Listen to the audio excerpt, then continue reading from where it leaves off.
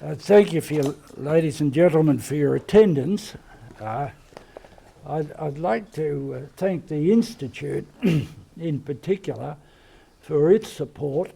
Excuse me, I usually need a microphone. I don't have a strong voice, so let me know if you can't hear me.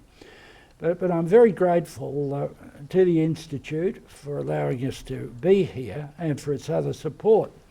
I didn't choose the venue, I might say, but it's a very happy one for me, and it immediately prompted some thoughts about inclusion and connection with land or attachment to land. The Gabba is really part of my territory. I lived about 5 or 7 kilometres away from here in the eastern suburbs. I passed through the five ways literally thousands of times, going to school, going to work, and coming here to test matches. I saw so many test matches here. I actually played on the Gabba many times. This is my country in a sense. But let me say this, it's not my country in the sense of those people who are here before 1824, and I don't think it is quite their country as it was then. That would be a matter for Warren Mundine to expand upon. It's beyond my remit or beyond my knowledge. But it seems to me, the greatest of respect to all the others who hold a contrary view, that this referendum will be divisive and not inclusive. Now let me just talk about the Gabba. Just up the road here is a tyre factory where my eldest brother worked as a labourer before he volunteered for the AIF and fought at Trebrook, El Alamein and at Ley, and later was a member of RSL clubs, and I know of one of them in Sydney that he supported, where there were Indigenous members. And as Warren Mundine said, it was people like my brother who were shocked at the lack of inclusiveness. The Gabba represents, in a sense, a great deal to me and a great deal to the notion of inclusiveness. My father had a small business just up the road. My wife and I, my wife who's here today, we were married in a stone church about 1.5 kilometres away from here. Stone church built 150 years ago and hewn out of the rocks, the hard rocks of Kangaroo Point. This was an area of inclusiveness. A German club was across the road from the Gabba. I've been known to have a drink there. Had a milkshake at a first and second generation Australian Greek family. Had a milk bar near the Gabba. There was a Lebanese fruiterer. I can remember my mother coming here with a younger woman when I was about 4. A very early memory, as we would say now, as a support person for a younger woman who was attending a maternity clinic here, state-run maternity clinic.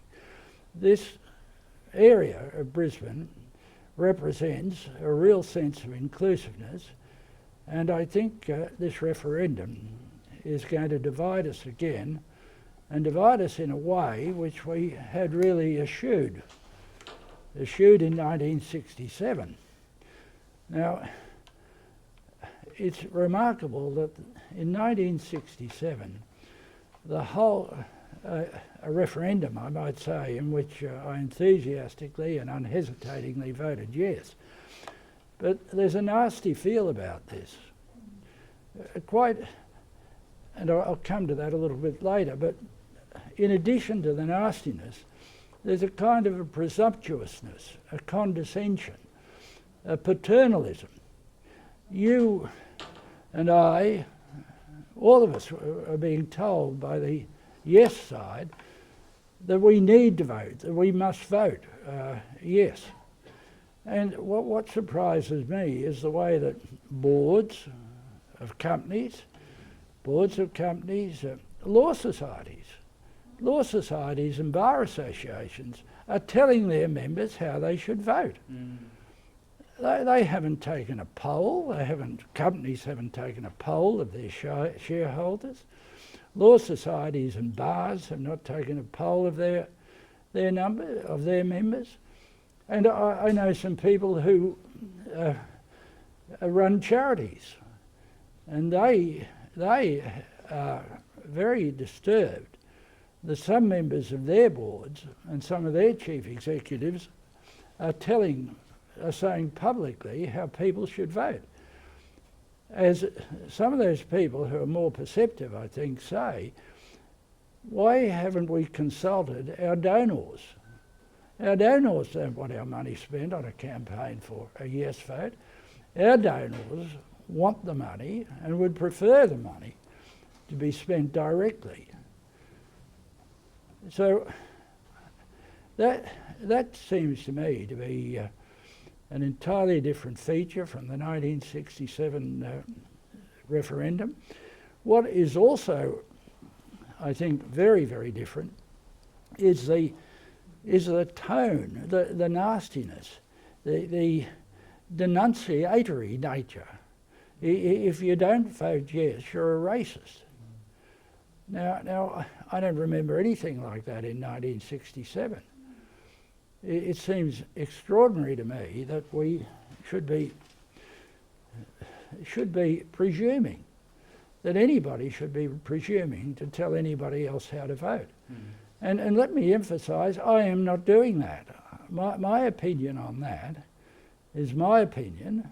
I think I have good reason to hold that opinion, but I would think it was an act of presumption for me to say in some didactic way, you must vote the way I think you should vote.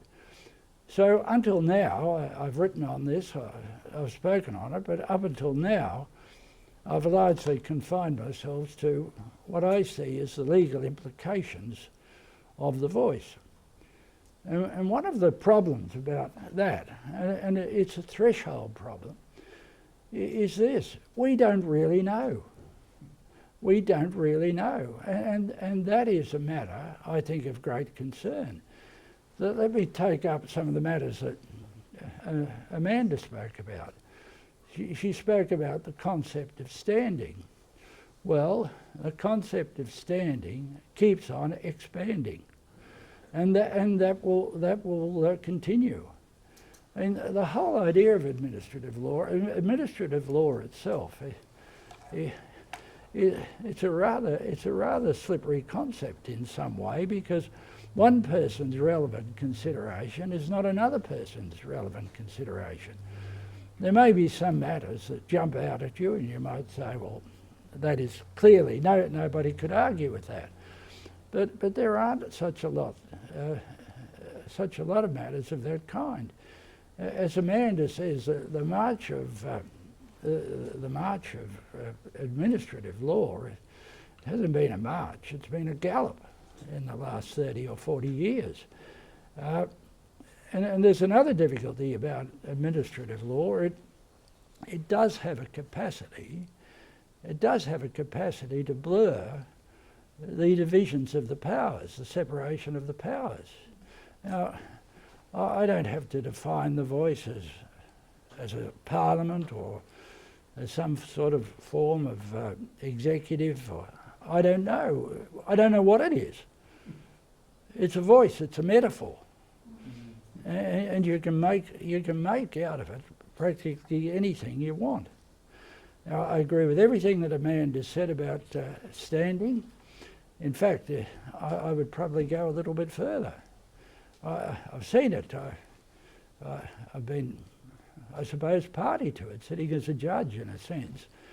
But it keeps on expanding, and as Amanda says, the remit, as it were, to talk about things or to make representations about things will keep on widening and widening and widening.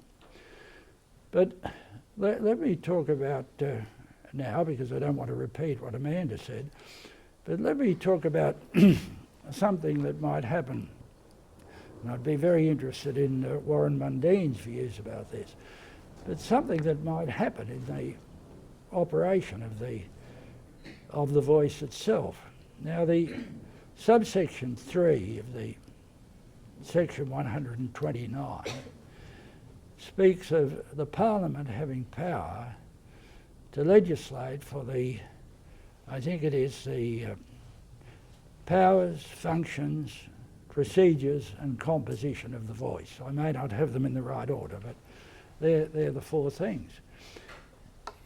That says absolutely nothing about a recipient of the voice. Let's assume that it's an executive government. Let's assume it's the minister, not the bureaucrat who's head of the department.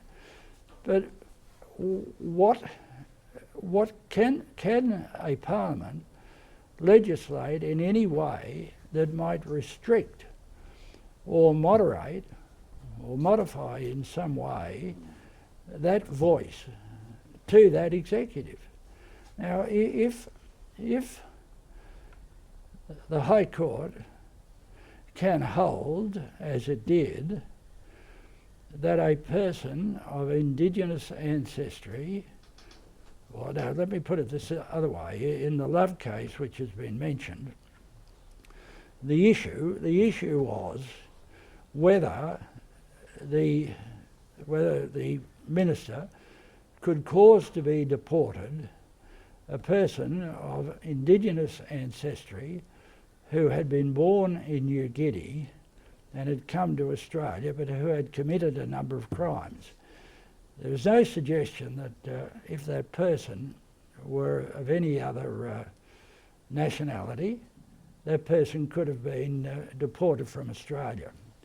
The High Court, by a majority of 4-3, said the Parliament of Australia, notwithstanding there's a clause in the Constitution that says expressly the Parliament's got power to make laws with respect to aliens, notwithstanding that, the High Court held that the Parliament had no power to make any law that could in any way treat a person of Indigenous ancestry, no matter where that person might have been born.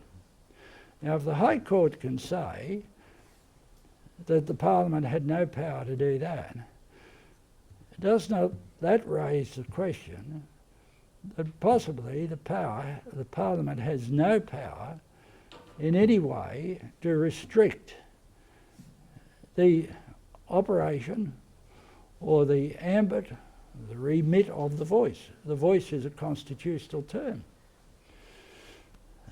So we just don't know. This is uncharted territory. And there's one other matter I want to touch on too, that within the voice itself, we know that what the present idea is, but that can change, the present idea of how it's going to be composed. But it doesn't matter too much, but let's assume there is a voice and it's established with its own bureaucracy, which will be in Canberra, of course.